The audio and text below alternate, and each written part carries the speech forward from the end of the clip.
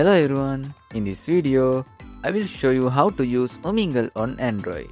So Umingle doesn't have an official app, so you will need to use a good browser.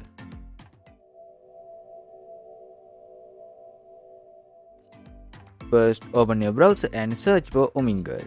Then go to the official website and wait for it to load.